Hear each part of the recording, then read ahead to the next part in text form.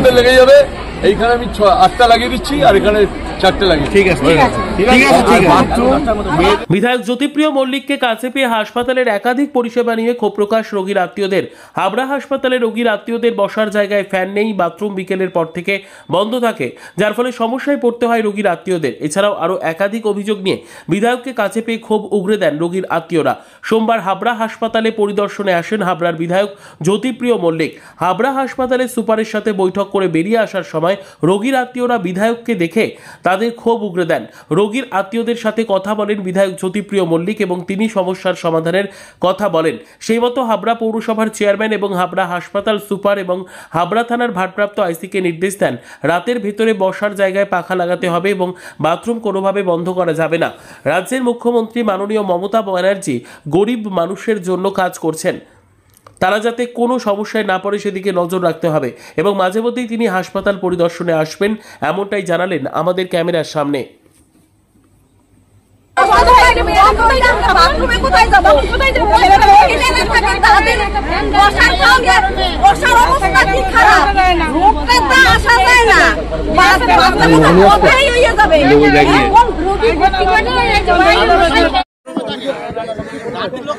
ওদের অভিযোগ হচ্ছে যে ওরা একটা ওয়েটিং রুমে বসে, তার পাখা নেই।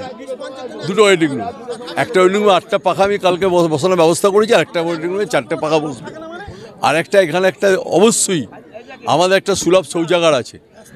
আমি চেয়ারম্যানকে বলে গেলাম, আমার আইসি সাহেব রয়েছেন এখানে, আমাদের সুপার সাহেব রয়েছেন, আমি প্রত্যেককে সুপার সাহেবকে বলে গেলাম, প্রত্যেককে বলে গেলাম আমাদের নিয়ম হলো রাত্রিবেলা কোনো জায়গায় পয়সা নেওয়া যায় না কোনো সুলভ শৌচাগারে। এটা যদি প্রয়োজন হয়, যদি মনে হয়, যদি না উনি মেনটেন করতে পারেন, তাহলে এটা পৌরসভা মেনটেন করবে। এটা ফুললি পৌরসভা করবে, পৌরসভায় কাজটা কমপ্লিট করবে। তাতে লোকের কাছে পয়সা নেওয়া যায় না। গরিব লোকের কাছে তুই পয়সা নেবে কেন? পেচ্ছাপ পায়খানা করবে গরিব লোক, যারা গ্রামের লোক, গ্রাম থেকে আসে, চিকিৎসা করার মতো তার ওষুধ নেই, সেই বিনা পয়সা মমতা বন্দ্যোপাধ্যায় এখানে ওষুধের দোকান করে দিয়েছে বলে সস্তায় ওষুধ পায়। এই অনাচার চললে হবে? এই কিছু লোক এইসব বদমাইশি করছে এখানে এসে, তাদের কোনো কাজ নেই। সুলভ শৌচাগারটা কন্ট্রাক্ট নিয়ে নিয়েছে, দিয়ে এবার নিজের সকাল বিকালবেলা 4টের পর 5টার পর বন্ধ করে দিচ্ছে। আইসি সাহেব নিজে দেখবে বলেছে, আমাদের ইয়েই যাবে, চেয়ারম্যান যাবে আর সুপার সাহেব থাকবে, আর আমি ভিজিট করব। আমি 7 দিন অন্তর অন্তর ভিজিট করবো হসপিটাল, দেখতে চাই। হয়ে গেল তো পাখা, কালকে কন্ট্যাক্ট করে দিয়েছি, যেখানে পাখা লাগাবে ওই বিডিওর কাছ থেকে পাখাগুলো আসছে। ওয়েটিং রুম, এখানে একটা ওয়েটিং রুম, ওখানে একটা ওয়েটিং রুম। রুগীর আত্মীয়রা যেখানে বসে থাকে সেখানে অবশ্যই পাখা থাকবে। পাখা ছিল না এতদিন, সেটাই আমার কাছে খুব আশ্চর্য লাগছে। কারণ হসপিটালটা আমি মাঝে মাঝে 7 দিন অন্তর দেখতে আসি। আমরা লাইটের অ্যারেঞ্জমেন্ট করছি, আমরা যখন চেয়ারের অ্যারেঞ্জমেন্ট করছি, সমস্তটাই করব হসপিটালে, কোনো ব্যাপার নেই। মাননীয় মুখ্যমন্ত্রী যখন বলেছেন যে প্রতিটি হসপিটালকে ভালো করে দেখতে হবে, যে হসপিটালে ছোট থাকুক 30 বেড হোক, সেই হসপিটালে যেমন, যে হসপিটালে 200 বেড 400 বেড 500 বেড আছে, সে হসপিটালও তেমন। আমাদের কাছে হসপিটাল পাখির চোখের মতো। চিকিৎসা না পেলে হয় না। আমি যদি চিকিৎসা না পাই তাহলে আমি বাঁচবো বেশি দিন? বাঁচবো না।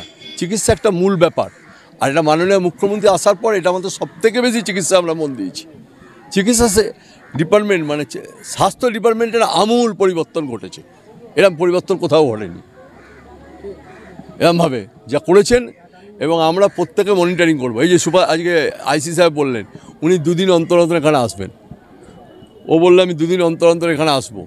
শুনুন, একটু চোখের নজরে রাখতে হবে। আমরা যদি চোখের নজরে রাখি তাহলে লোকগুলো এই বদমাইশি করতে পারে না।